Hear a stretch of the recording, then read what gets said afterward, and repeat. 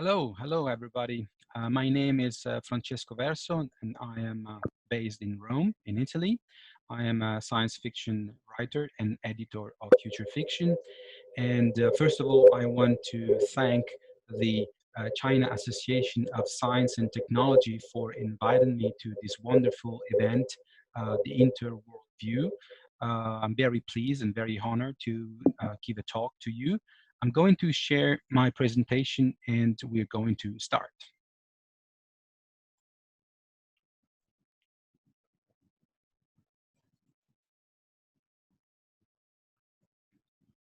So my talk today is going to be about a new genre called Solarpunk, which is a kind of literary movement, and not just that, that talks about the intersection between imagination, technology, and art. So first of all, just a little bit of introduction about who I am. I am, as I said, a science fiction writer and editor. I won some awards in Italy, in Europe, and I've edited some books in the US and in China as well. The reason why I wanted to talk about imagination and the relationship with the technology and innovation is because we believe that imagination comes mostly from the West world. It is surely so, but it is not just like that. I want to show you this image because this is a representation of the history of Western science fiction. You can see that it goes back to the myth and legend, it goes to the Enlightenment movement, and it goes to the golden age of science fiction, and it arrives to the cyberpunk and the latest trends. But this is just one side of the story. And when I came to China, I realized that there are multiple sources of imagination and multiple sources of fantastic thinking, all related to technology and innovation, so to speak. So this is, for example, the representation of Chinese science fiction according to the Future Affairs Administration, which made a wonderful infographic. So this is to say that science fiction and technology and imagination are in a way all related. Why is it so? Because science fiction talks about future. It talks about new ideas, new trends, new philosophies. So in a way, it prepares the readers and the people that embrace it to different outcomes, to different scenarios. And it surely has a link in the real world. It extrapolates actual information to create imaginary trends and scenarios. It is really a thought experiment about a very simple question: what would happen if? So I will take you now from the imagination to science fiction into an emerging trend, an emerging movement that it's called Solarpunk. Many of you might be acquainted with the term cyberpunk, but lately there is a new kind of thinking, a new kind of acting that I think is very relevant and very important for the years to come. So just a couple of definitions. What is Solarpunk?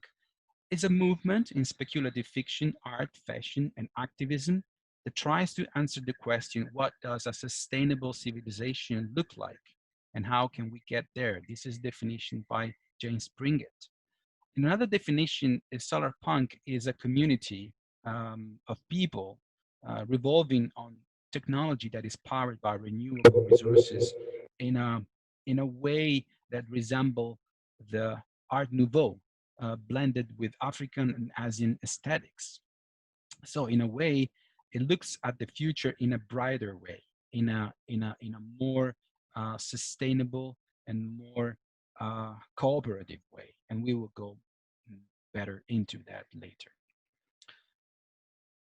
So the thing is, how do we get here to this present moment? I want to take you to a little path that goes back to the second industrial revolution, where the human muscle were transformed into machine power. You see how the cities and the offices were populated by a lot of people during the last century. What happened? That through the digitalization of our activities, the digitalization of our life, basically, and our work, the third industrial revolution transformed human skills into automation.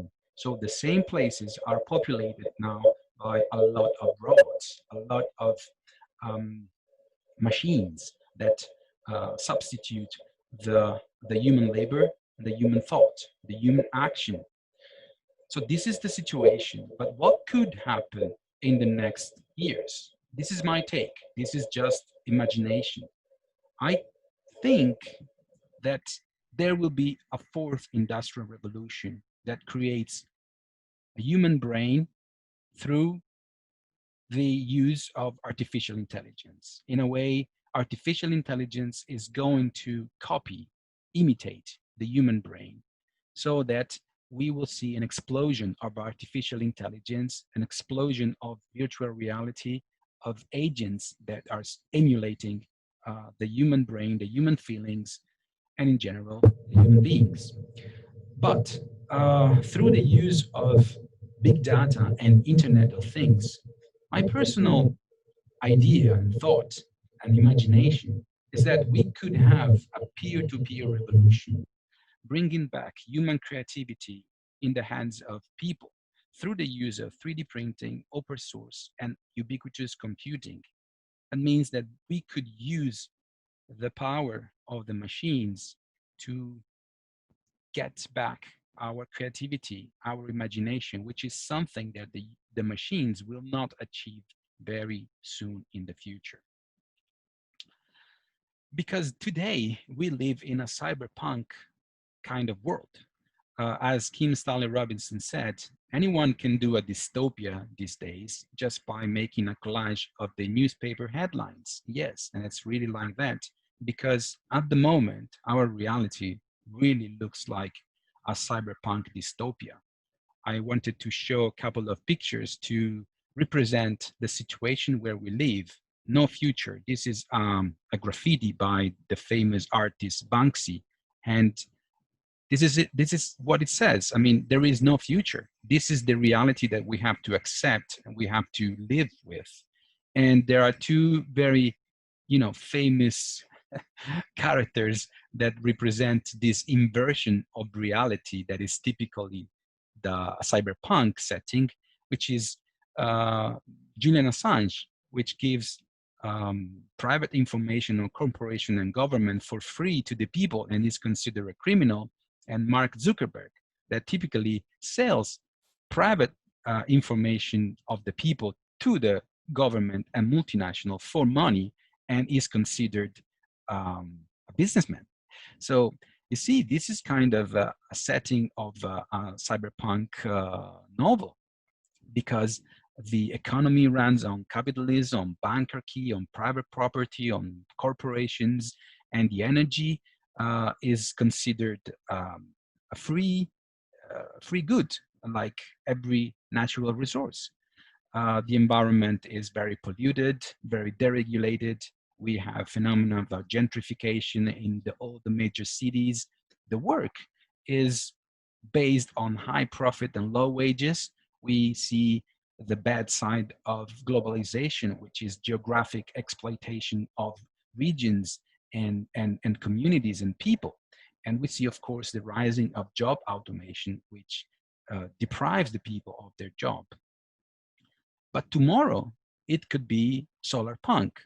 So, as again, Kim Stanley Robinson said, the end of the world is over, and now the real work begins.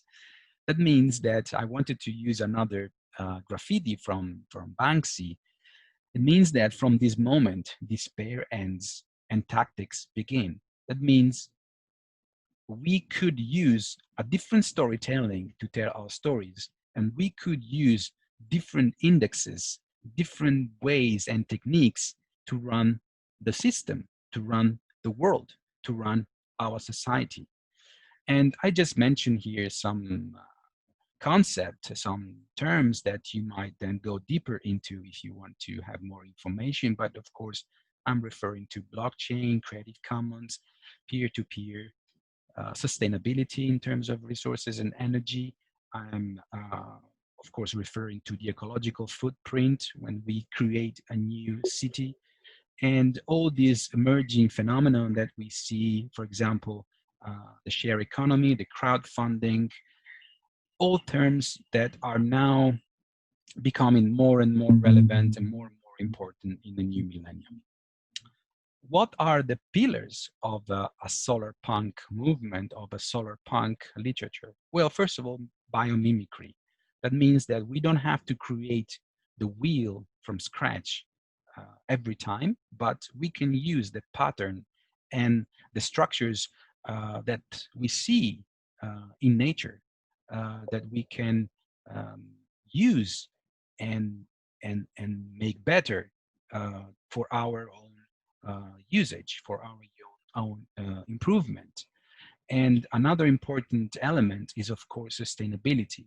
At the moment, we already have all the technologies we need to create a sustainable society. I just mentioned the solar grid um, kind of structure that could go parallel to the highways to power these highways, or an edible bottle that we could eat instead of producing all the plastic that then we have to throw away. And also, for example, a solar power oven in Africa to help people cook their food.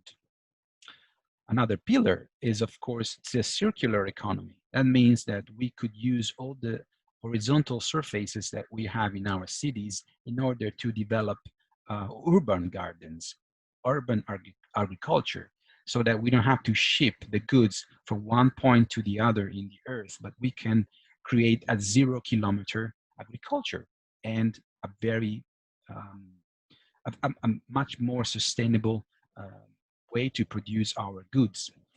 Another element is, of course, the anti-fragility. That means phenomenon or reactions to very bad, stressful actions. It means that we could gain from a stress and not lose from that.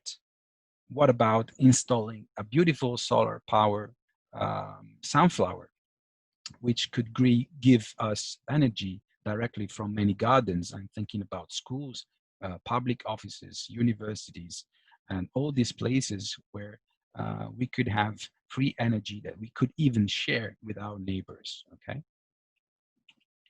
Other pillars is, of course, inclusivity. That means that technology should not be just for the rich people, but it should create a kind of community where everybody benefits from the innovation and the positive transformation in society. And I wanted to mention, of course, that one thing is to have a very expensive and fashionable prosthetics, as you see from these fashion models. And another one is a very low budget 3D printed prosthetics that could help people to get the function of their arms or legs back after some injury or some problem, health problem, or war, for example. Another thing, another element is the uh, mono versus the multi-future, or the simple versus the complex storytelling. We have been told that stories should be told in one way, but actually we see many different ways of telling the stories. So as the world gets more open and more inclusive, we should include this storytelling. We should include these voices that have been underrepresented or neglected for a very long time. Okay, so Solarpunk tries to apply this this way of saying there is not just one story. There are many, multiple stories. And when it comes to urban or environmental aesthetics, we're seeing that cyberpunk has been using functionalism and brutalism, which are two very relevant architectural trends um, over the last, let's say, 50 to 70 years.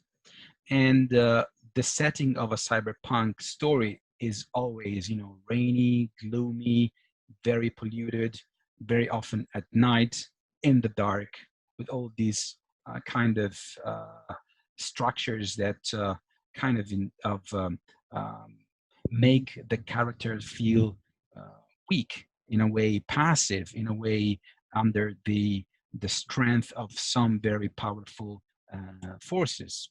While in the Solarpunk scenario, we see a completely different setting.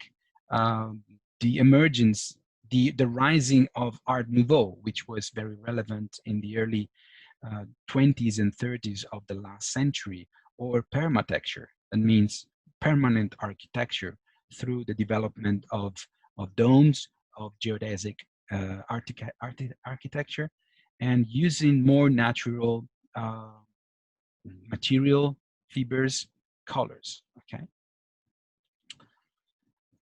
so really, it is a kind of revolution in the sense that cyberpunk has been telling the story of our present time from the 80s to the 90s throughout the early year 2000 with the development of uh, the economy, business rules, the internet, cyberspace, neural implants, computers, virtual reality, and databases.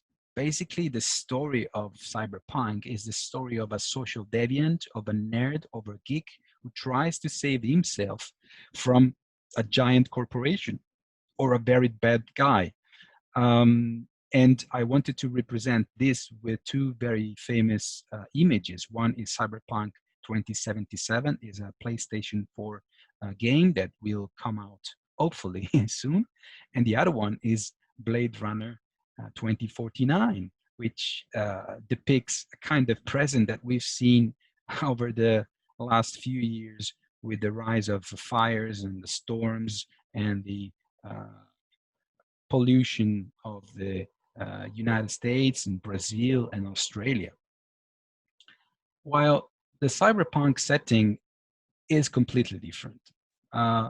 The low-life, high-tech paradigm of cyberpunk is changed into low-impact, sustainable technology paradigm. That means that the hero is a community and is not fighting for himself, he's fighting for an ideal. Take, for example, Greta Thunberg versus the system. The conflict doesn't come from a single man fight against each other, but comes from cooperation, from women resilience, from ethical values. And the technologies are not the technologies of the 80s and 90s, but are technologies of the new millennia: cloud computing, augmented reality, biomimicry, that means artificial photosynthesis, 3D printing, nanotechnology, Internet of Things, and big data. So I wanted to represent this with two big projects. One is the Great Green Wall, the project of planting millions of trees in the north of China to fight the spreading of the Gobi Desert. And the other one is the Liuzhou, the forest city, which Stefano Boeri, an Italian architect, is planning to deploy in the next years, hopefully in many in Chinese city and probably many more Chinese cities. And let me tell you that there is a correspondence between the coronavirus and a kind of solar punk attitude, because coronavirus is to health risk what capitalism is to climate risk. So in a way, solar punk tries to address the problems of capitalism, or this kind of capitalism related to the climate risk, just like the coronavirus has problems with the health risk. So in the same way, we've been told that we have to flatten the curve of the coronavirus, but in the same way, we have to flatten the curve of capitalism in order to create a sustainable society, because the earth capacity is limited. And if we don't flatten that curve, if we go on doing business as usual, we might have a very, very dangerous scenario. The scenario is that we could just neglect or do nothing, and then we would be much, much worse off. So in this way, science fiction and imagination plays a big role because we have to imagine an exit strategy. We have to imagine another kind of path of society if we want to survive. And I would like to mention Ursula Le Guin.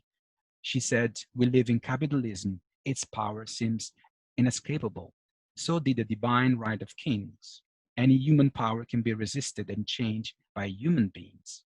So many times this kind of resistance can be found in words, in imagination.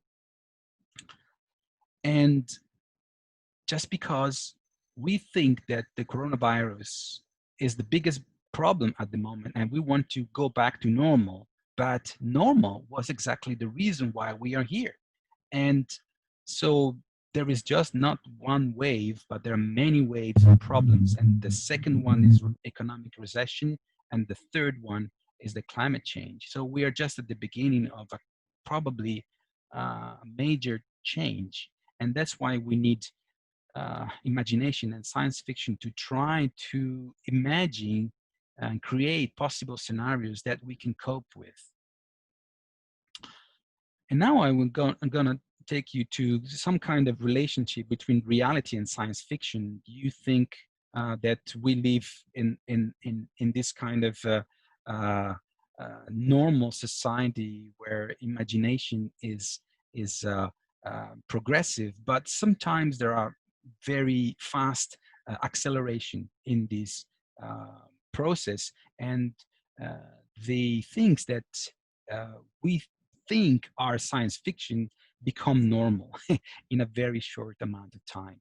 So now we produce the industrial food and the junk food in this way, but tomorrow we could create 3D printed food through vertical farms and homegrown vegetables, or substitute for meat using proteins, vitamins, and carbohydrates together in probably a much better controlled formula of what we eat than today, where we outsource that to big companies and multinationals. Another element is sustainable mobility versus sustainable survival. We live in a very dangerous sometimes situations where climate change is imposing their rules, their laws on us. So we have to be prepared for extreme conditions, conditions that might change very rapidly in the course of the next years. And also other elements of realistic science fiction is the fact that we are starting to produce and create artificial organs and bioparts, which seemed science fiction some years ago. And the next step would be, for example, creating artificial photosynthesis that could power many of the objects, or many, or even the bioparts, or many of the our own way of producing energy. Other elements are sustainable architecture. We already can 3D print houses, tents, structures in a matter of hours, and we could do so more and more with the development of pod houses and disaster housing as the climate change is improving. And another element is the 4D printed house, where the fourth D represents time.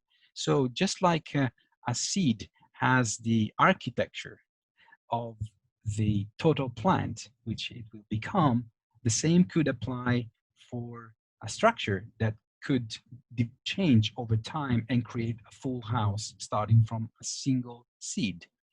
And of course, the ecologies, which are self-sustainable environments that could float over the oceans and could provide everything: housing, shelter, energy, and work for a lot of people.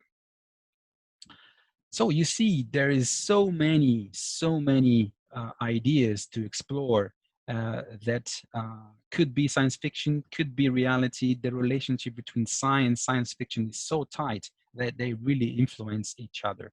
I want just to mention some of these ideas, and I want to do it in a graphic way, so that you don't think that this is just imagination, but these are really technologies that in a matter of years could go out of the book and into our life. I will not go into all of them, but you can see that, for example, we could create orbital mirror or sunshades to create really powerful geoengineering projects. We could have artificial trees to help decarbonize our society. We could improve the genetic engineering of plants, of course, provided we do it in a correct and right way. So all these ideas are in the um, in, in the minds of the science fiction writers, but also in the minds of the scientists, and there is a really strong relationship between them. And I would like just to mention the fact that 100 years of industrial development created this situation. In the Chicago World Fair poster, they were saying, science finds, industry applies, and man conforms. But just 100 years later, this is the cover art of The Economist, and we see that there is a big problem. So this kind of industrial development has to be managed in a better way. And I think that the new slogan could be man finds, science applies, and industry conforms, because men have to lead the industry. And if it goes wild, if it goes its own way, the consequences might be unpredictable. So I think we should embrace a kind of solarpunk evolution, a kind of solarpunk attitude for the future. Because basically, we are always in the process of creating our future. So I want to leave you with a joke. There's this woman, and she says, "When are you going to stop wasting your time with that science fiction nonsense and start dealing with reality?" Uh, this is the power of imagination. We can create our reality. And it's not just science fiction, it's the future. And how do people represent the future? Well, people hope that the future is bright, is green, with a lot of water and good soil in a nice base. But the reality is different. The reality is that we have to fight in a very harsh environment with limited resources and competing with other people, making ourselves strong, resilient in order to survive. And sometimes every spring, maybe a flower would blossom. Thank you very much. 谢谢. I hope you like it. Take care. Be safe. Bye bye.